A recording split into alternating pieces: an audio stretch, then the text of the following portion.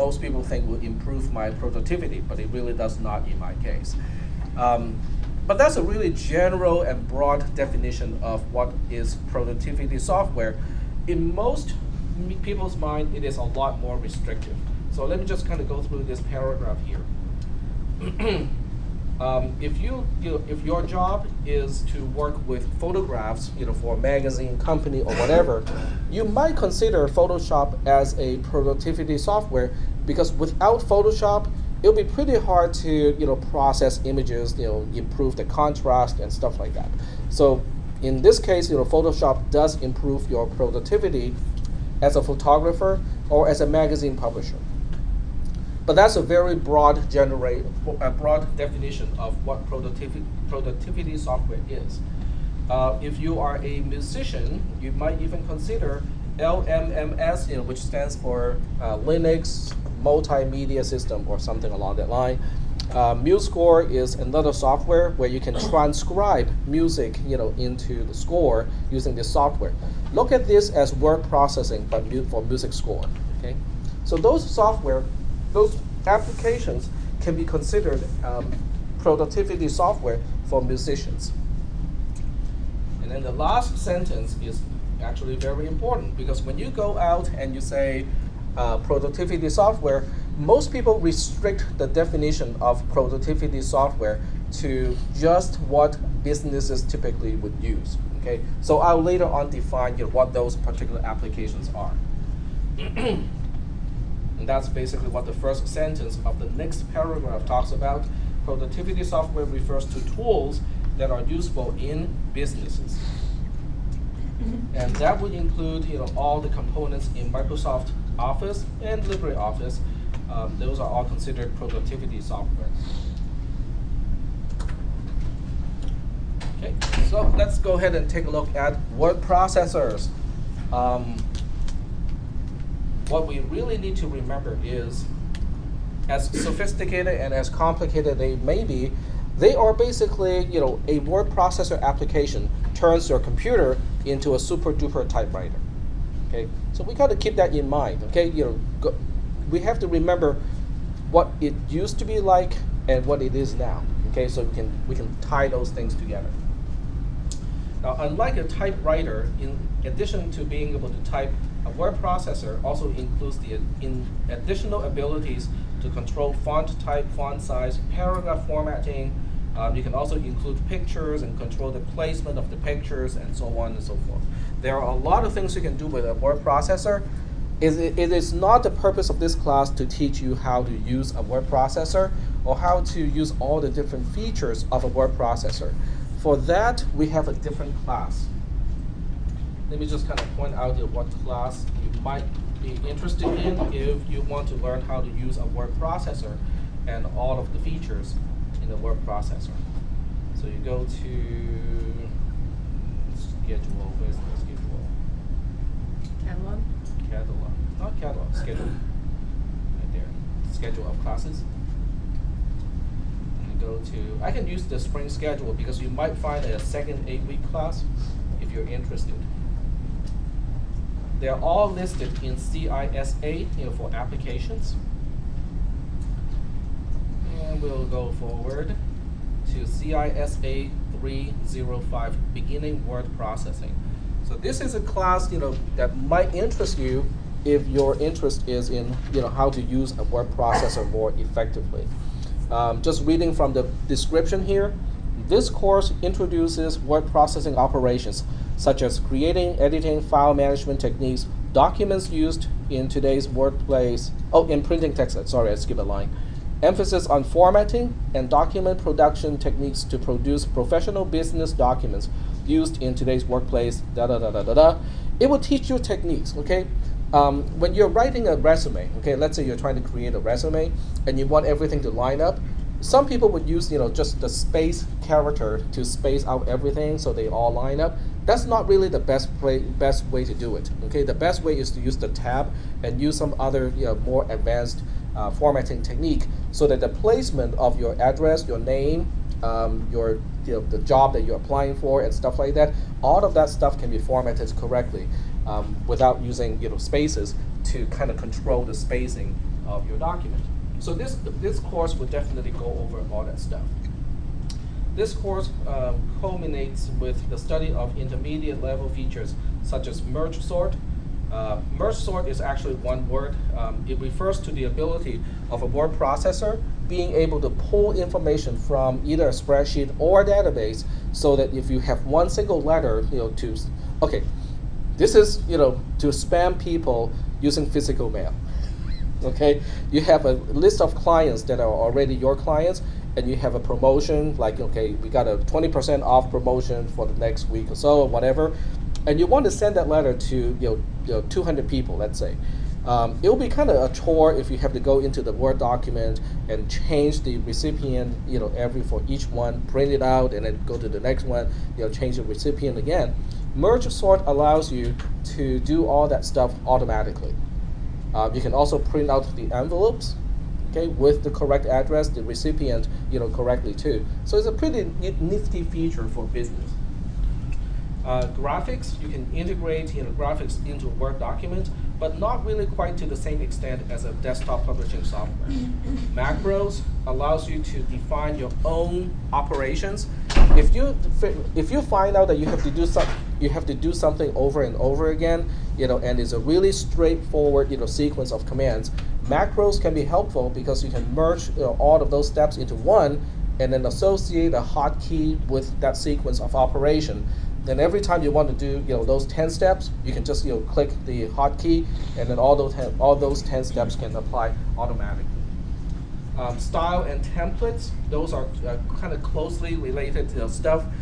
If you use the style and template correctly, you can change the look and feel of a document without having to go through a lot of formatting yourself. Okay, so you can make it look extra fancy, or you can make it look very kind of plain and pragmatic, and with only just switching the template itself. All right.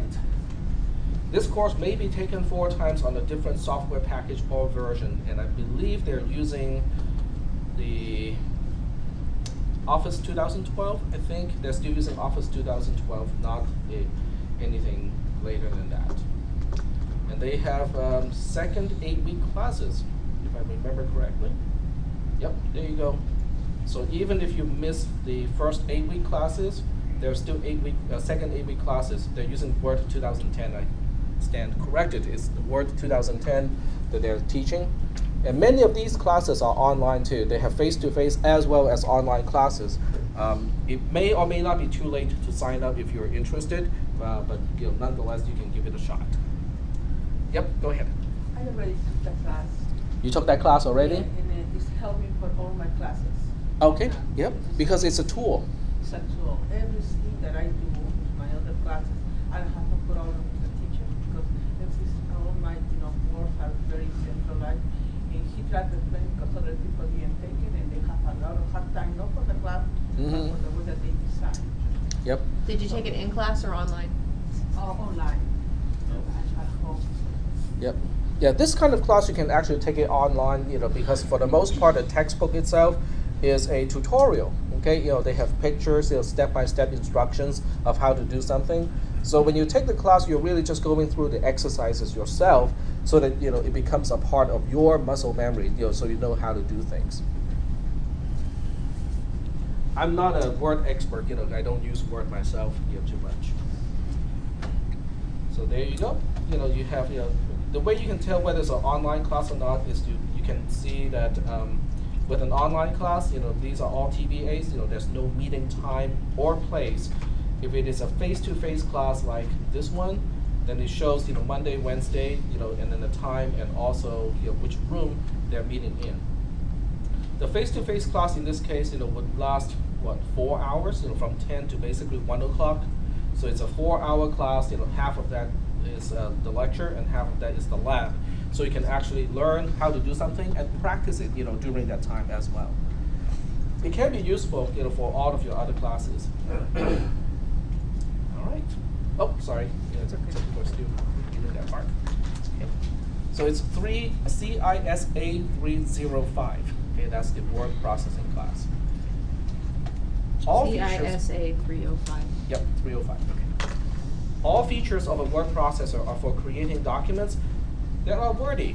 Okay, that's really the key, of a word processor, and that's why Microsoft Word is called Microsoft Word, because it's only for documents that are wordy.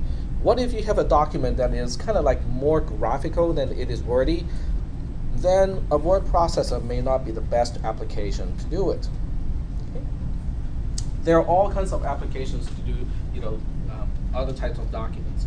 In the past, a word processor is mostly for printed documents. In other words, it turns your computer into a typewriter. Okay, you can pre-format everything, you can fix your spelling and stuff like that. But nonetheless, the end result is something that you would print, normally.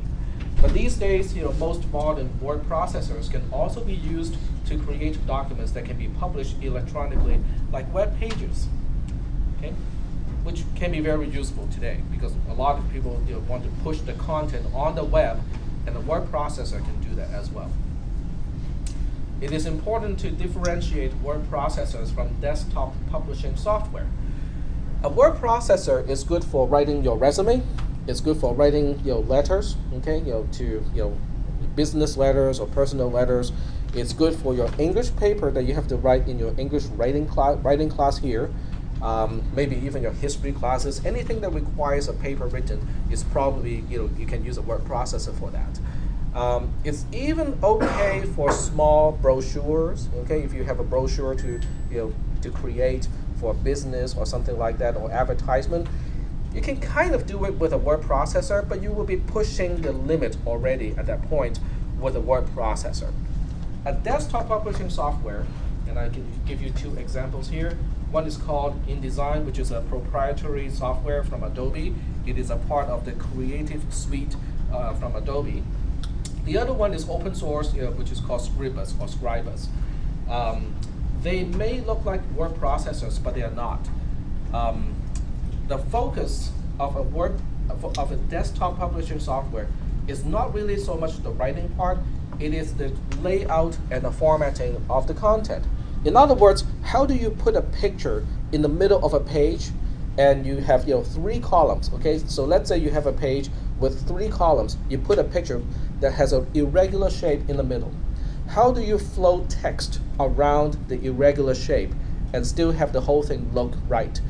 You can't really do that using Microsoft Word or any word processor, but most desktop publishing software can do that. Are we doing okay so far? Where to draw the line? This is what we use word processors for. This is what we use desktop publishing software for. Okay, because I think there's always there's always a gray area where you can use one or the other, but there are also extreme cases where you definitely want to use this one, or you definitely want to use the other one. A desktop publishing application will not give you, it might give you spell check, but definitely won't give you grammar check. Okay, so a lot of the writing aid, like thesaurus and dictionary and stuff like that, would normally come with a word processor, but it may not come with a desktop publishing software. The other part has to do with the complexity. Yep, go ahead. If you take that class, they allow you to buy very affordable priced Microsoft Office Right. 2010 Yes. software feature, and that's it needs this kind of class too. So you can take Excel. Right, you can take additional classes. And the software is very inexpensive. You are student. Right, yep. We'll get to that part too. We'll get to Excel, but your point is well taken. When you take the Microsoft